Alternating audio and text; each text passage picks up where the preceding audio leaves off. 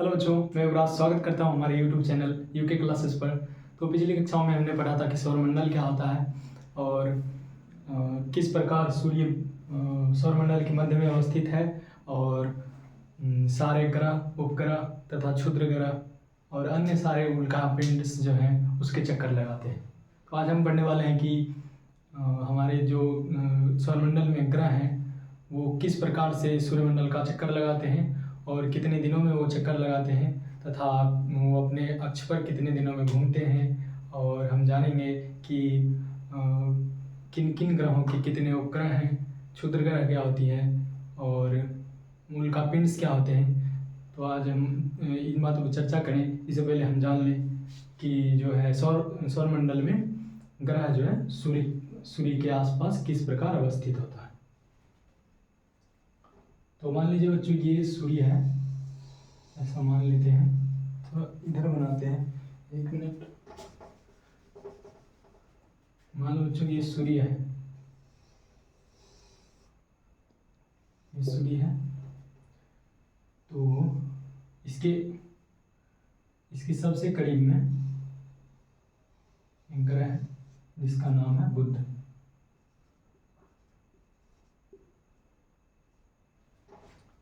इसके पास है शुक्र और इसके बाद है हमारा प्यारा पृथ्वी और इसके बाद मंगल। जो इसके बाद आता है ये क्षुद्र ग्रह पेटी, जो कि मंगल और बृहस्पति के मध्य पाया जाता है। यहाँ पे आएगा बृहस्पति, हो गया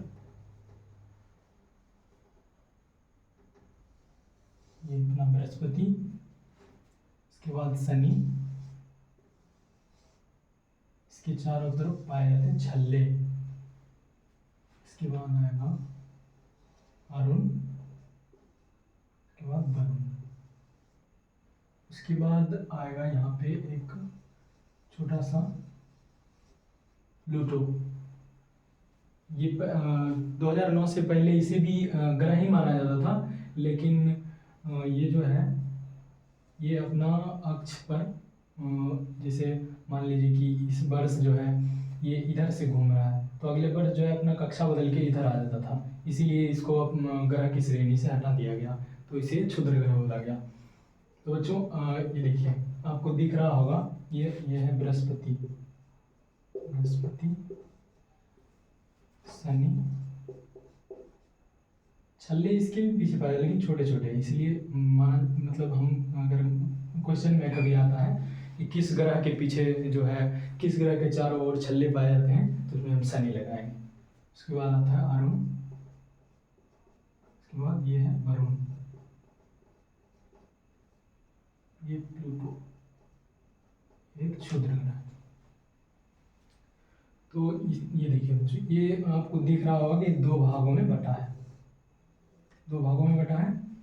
तो हम पढ़ेंगे भी 2 भागों में बांटकर। ऐसा इसलिए पढ़ेंगे क्योंकि ये जो है ये क्षुद्र ग्रह पेटी के इस पार जो ग्रह है बुध, शुक्र, बृहस्पति, बुध, शुक्र और पृथ्वी, मंगल, ये चारों जो हैं ये चट्टानों से बनी है, यानी कि कठोर ग्रह। इसे कठोर ग्रह कहा जाता है, कठोर ग्रह या फिर आंतरिक ग्रह कहा जाता है, आंतरिक। और इसके बाद का जो ग्रह है ये दोनों जो है, ये दोनों ग्रह बृहस्पति और शनि, ये दोनों जो ग्रह हैं ये गैसों से निर्मित है, ये दोनों गैसों से निर्मित है, इसलिए इसे गैसीय ग्रह कहा जाता है। और ये दोनों बर्फ के बने हैं, इसे बर्फीला ग्रह कहा जाता है। इसे यहाँ लिख दूं फिर से मिटा के। अरुण और वरुण को बर्फीला ग्रह कहा जाता है। और ये दोनों को मिलाकर इसे बाह्य ग्रह कहा जाता है, मतलब बाहरी ग्रह, बाह्य ग्रह या बाहरी ग्रह। ऐसा इसलिए क्योंकि ये क्षुद्र ग्रहों के पेटी के बाहर है, इसलिए इसे बाह्य ग्रह कहा जाता है। तो बच्चों आज हम शुरू करने वाले हैं आंतरिक ग्रहों से। तो हम जानेंगे, एक एक करके जानेंगे कि बुध जो है वो पृथ्वी का चक्कर लगाता है, वो कितने दिनों में लगाता है। शुक्र जो है वो कितने दिनों में अपना चक्कर लगाता है। और पृथ्वी जो है वो सूर्य का चक्कर कितने दिनों में लगाती है। और जानेंगे कि ये जो है खुद के अक्ष पर एक चक्कर पूरा करने में, मानी कि एक चक्कर पूरा करने में कितना टाइम लगाती है। तो हम शुरू करने वाले हैं एक एक करके, तो इसको मिटा दें।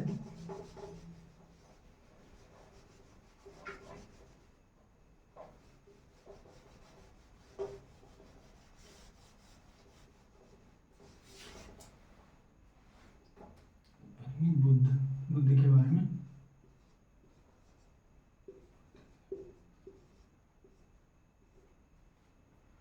बुध ग्रह जो है ये हमारे सौरमंडल का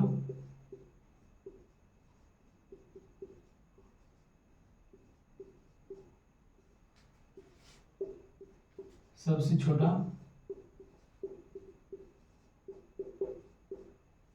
ग्रह है।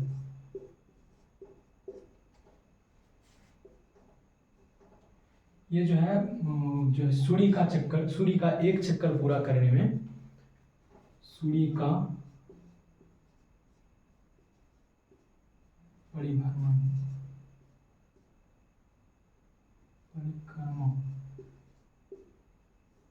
सूर्य का परिक्रमा यानी कि सूर्य का एक चक्कर, सूर्य का, इसको लिखते हैं सूर्य का एक चक्कर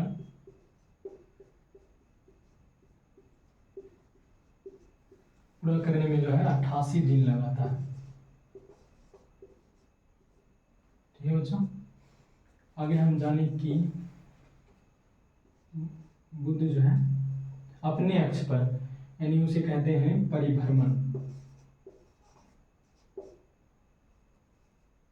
अपने अक्ष पर घूमने। जैसे मान लीजिए कि ये सूर्य है, तो इसके चारों तरफ घूमते हुए ये खुद भी अपने अक्ष पर घूमती है। तो ये एक चक्कर अपने अक्ष पर पूरा करने में इसको कहते हैं अपने अक्ष पर एक चक्कर, अक्ष पर एक चक्कर।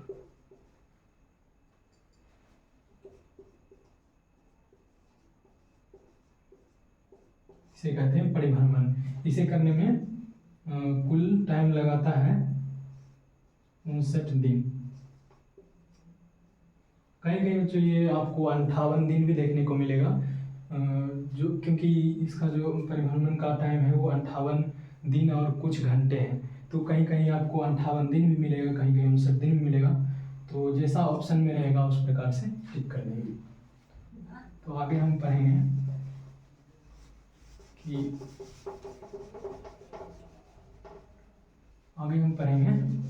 शुक्र के बारे में। इसका जान लें कि बुध ग्रह का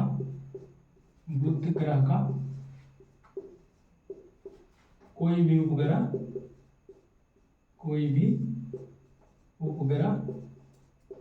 नहीं होता है, मतलब नहीं है।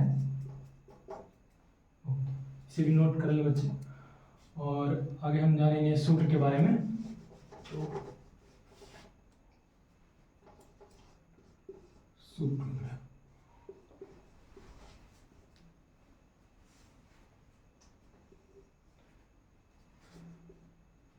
यह सौरमंडल का सबसे गर्म ग्रह है। यह सौरमंडल का सबसे गर्म ग्रह है और इसका भी कोई उपग्रह नहीं, उपग्रह कभी नहीं है। और ये सूर्य का एक परिक्रमा यानी कि एक चक्कर पूरा करने में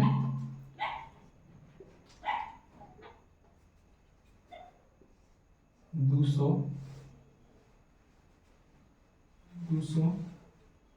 55 दिन का समय लेता है एक परिक्रमा पूरा करने में।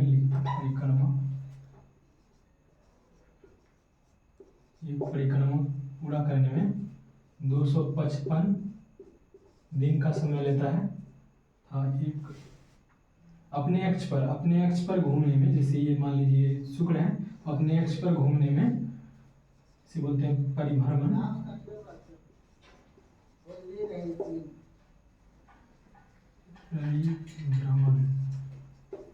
करने में 243 दिन का समय लगाता है। 243 दिन का समय लगाता है।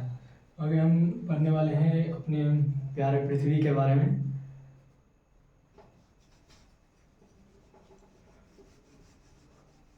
पृथ्वी के बारे में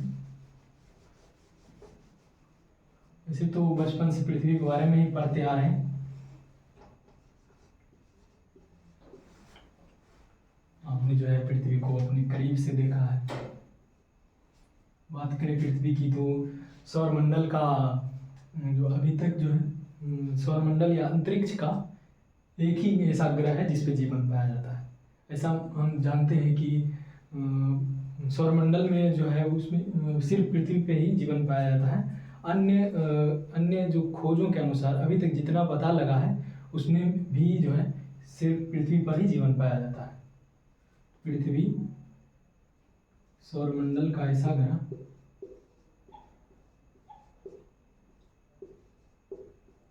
मात्र एक ग्रह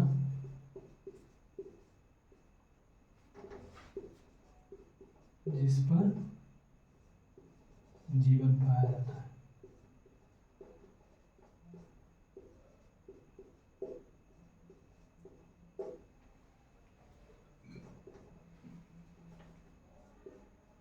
और ये जो है अपने अक्ष पर नहीं सूर्य के चारों ओर परिक्रमा में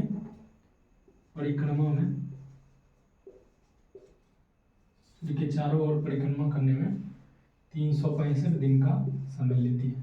365 दिन। और अपने अक्ष पर घूमने में परिभ्रमण की बात करें तो 1 दिन का समय लगाती है। 1 दिन यानी कि इसको हम लिख पाते हैं 23 घंटा 56 मिनट 40 सेकेंड।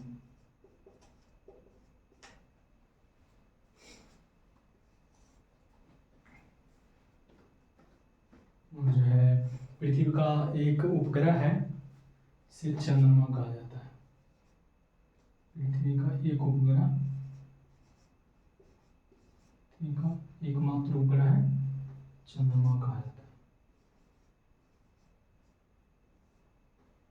ये जो है चंद्रमा, ये प्राकृतिक ग्रह है, प्राकृतिक उपग्रह है। चंद्रमा की बात करें, चंद्रमा को पढ़ लें। उसके बाद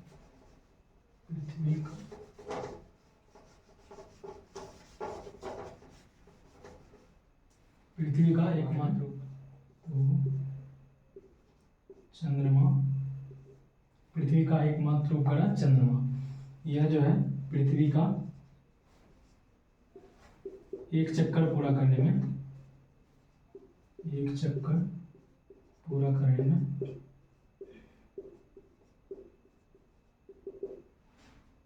जो है कुल 27 दिन तथा 6 घंटे, 27 दिन 6 घंटे का समय लेती है। और जो है चंद्रमा पृथ्वी का लगभग 13 चक्कर, एक साल में लगभग 13 चक्कर पूरा करते हैं। सौरमंडल के चौथे ग्रह मंगल के बारे में, इसे लाल ग्रह के नाम से भी जाना जाता है। इसे लाल ग्रह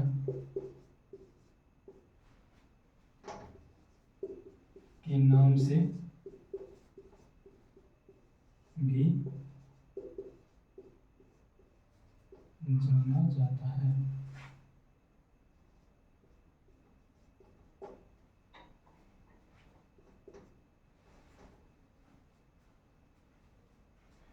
इसे सूर्य का एक चक्कर पूरा करने में, यानी सूर्य का परिक्रमा करने में कुल 687 दिन का समय लगता है। दिन का समय लगता है। और बात करें अपने अक्ष पर घूमने में, तो ये जो है ये भी कुल 24 घंटा परिभ्रमण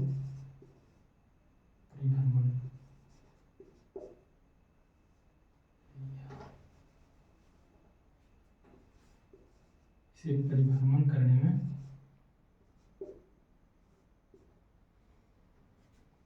कुल 24 घंटा और